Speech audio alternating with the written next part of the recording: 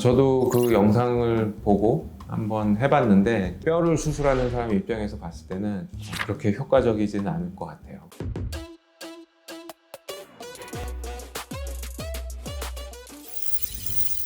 안녕하세요. 양악한 남자 이석재입니다. 저는 Y구강암외과 치과의원의 대표원장으로 있습니다.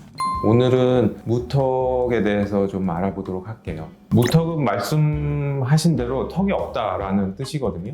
이제 입술에서 턱으로 가는 라인 중에 한번 들어갔다가 살짝 나와야 되는데 들어갔다가 나오지가 않고 그냥 뚝 떨어진다든지 아니면 계속 들어간다든지 하는 그 턱을 이제 보통 무턱이라고 하죠.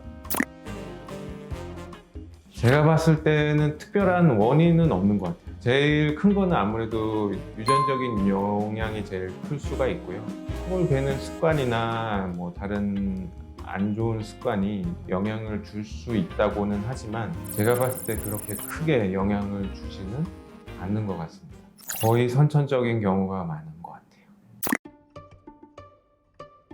무턱의 치료 방법은 굉장히 많아요. 제일 작은 것부터 말씀드리자면 이제 필러를 넣을 수가 있겠고요. 필러 같은 경우는 이제 굉장히 이제 간단한 뿌띠 시술이라고 할 수가 있겠고, 단점은 이제 시간이 지나면서 그 효과가 사라질 수가 있고, 뼈에 얹혀지게 되면은 뼈가 이제 리접션, 흡수가 일어날 수가 있어요.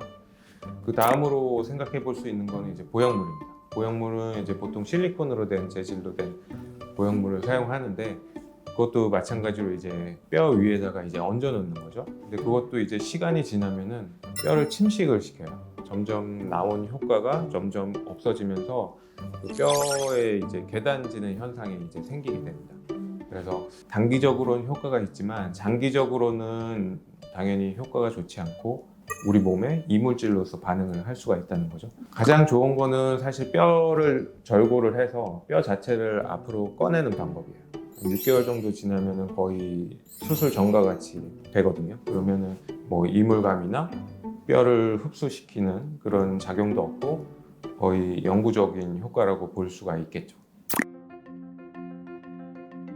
아래턱뼈에는 중요하게 지나가는 신경이 있어요. 이제 하치조 신경이라고 하는 곳인데 어느 정도 안전한 간격을 띄우고 나서 이 부분을 이제 절골을 하게 됩니다. 절골을 하게 되면 이 아랫부분 뼈가 이제 움직일 수가 있게 돼요. 무턱이 심한 분들은 당연히 앞으로 좀 많이 빼야 되겠고, 적절한 길이로 뺀 다음에 티타늄 핀으로 고정을 하게 됩니다.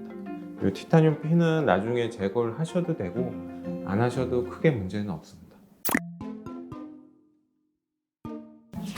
저도 그 영상을 보고 한번 해봤는데, 기본적으로 그 운동 자체가 추구하는 거는 뭐냐면은 턱 주변의 근육을 긴장시키는 거예요. 아무래도 운동하는 효과를 나타내는 거죠. 턱 주변을 운동시켜서 근육을 좀 키우는 역할을 하는 겁니다. 턱 끝에 근육을 좀 발달시키는 면도 있고 턱 주변에 근육을 좀 발달시키는 면도 있어요.